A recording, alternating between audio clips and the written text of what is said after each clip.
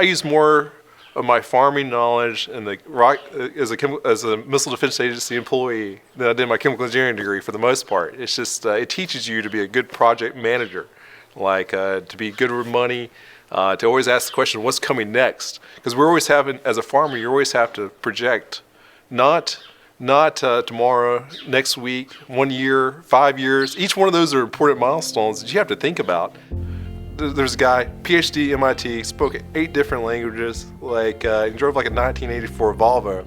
It had, he was making a substantial amount of money, and but it was where he put his money. Like the car, it wasn't important to him. And if you get to thinking about it, so farmers, we're the type of farming I do. We're low-cost commodity producers.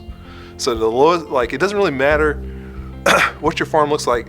As long as your product gets to the market and meets requirements, that brand new pickup truck or tractor or whatever really doesn't bring you any more income in than what I do. I know certain other type farmings, looks do matter. But we're a low-cost commodity producer, meaning the lowest cost guy wins because we can't influence price. We're price takers on almost every front. Like what I buy, I almost can't negotiate down too much. What I sell for, there's no negotiation there. So we have a very small window to operate on.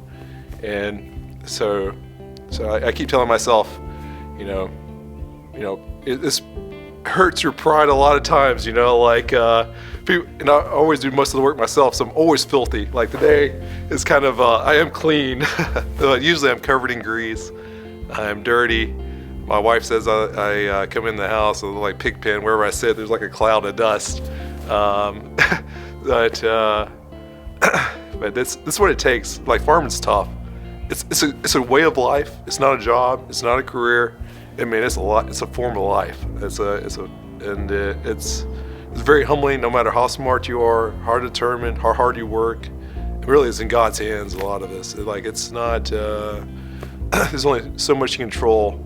While engineering, there was almost all control. Like whatever I did, I could, if I did enough work on it, for the most part, I could control a lot of things. Out here, you can only control what you can. A lot of it's not in your hands.